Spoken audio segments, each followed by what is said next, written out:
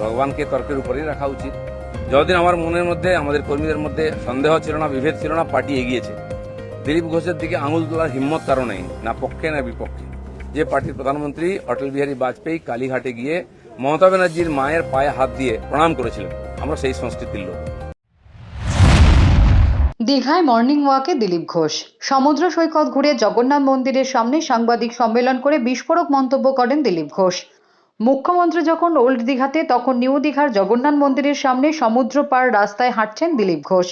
গতকালকের জগন্নাথ মন্দিরে দর্শন করতে এসে প্রশ্নের সম্মুখীন হন দিলীপ ঘোষ। তিনি বললেন, গতকাল দীঘায় জগন্নাথ মন্দির উদ্বোধন হয়েছে, আমরাও তার দর্শনের সুযোগ পেয়েছি। এই ঘটনাকে নিয়ে বহু রকম তর্ক বিতর্ক শুরু হয়ে গেছে। ভগবানকে তর্কের উপরেই রাখা উচিত, কিন্তু অভ্যাসবশত অনেকে বিতর্ক শুরু করেছেন। এবং মজার ব্যাপার, আমি কেন ভগবানের কাছে এসেছি তাতে অনেকের কষ্ট হয়েছে। আমি ছোটবেলা থেকে ভগবানের মন্দিরে যাই, আমি দেখি না কে মন্দির তৈরি করেছে, আমি ভগবানকেই দেখি। যতদিন আমার মনের মধ্যে, আমাদের কর্মীদের মধ্যে সন্দেহ ছিল না, বিভেদ ছিল না, পার্টি এগিয়েছে। যেদিন থেকে এই ধরনের অপসংস্কৃতি ঢুকেছে তখন থেকে পার্টি পিছোচ্ছে।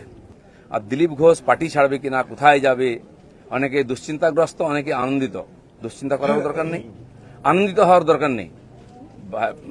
দিলীপ ঘোষ দরকার হলে রাজনীতি ছাড়বে, কিন্তু পার্টি ছাড়বে না, বিজেপি ছাড়বে না, এটা পরিষ্কার বলে দিচ্ছি। ঘাবড়াবেন না, ভয় পাবেন না। বিজেপি ভয় পায় না বলে ভারতবর্ষে পরিবর্তন করতে পেরেছে।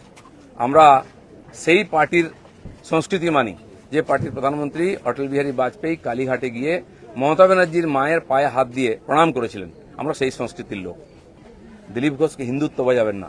আমার কাটলে গায়ে হিন্দুর রক্ত বেরোবে, বিজেপির রক্ত বেরোবে। বড় বড় কথা কারা বলছে? যারা মমতা ব্যানার্জির আঁচলের তলায় থেকে নেতা হয়েছে। আরো বড় বড় কথা বলছে অনেকে, চরিত্রের কথা বলছে, যারা কালীঘাটের উচ্ছিষ্ট খেয়ে জীবন কাটিয়েছে, আজকে বিজেপির উচ্ছিষ্ট খেয়ে বেঁচে আছে, তারা দিলীপ ঘোষকে ক্যারেক্টার সার্টিফিকেট দিচ্ছে। যারা 4টে বিয়ে করে, 14টা গার্লফ্রেন্ড রাখে, রাত্রের জীবন একরকম, দিনের জীবন একরকম, তারা দিলীপ ঘোষকে ত্যাগী ভোগী বলছে। আহাম্মক। আজ যারা বড় বড় কথা বলছেন তারা হিন্দুর জন্য কতটা লড়াই করেছেন, কি ত্যাগ করেছেন?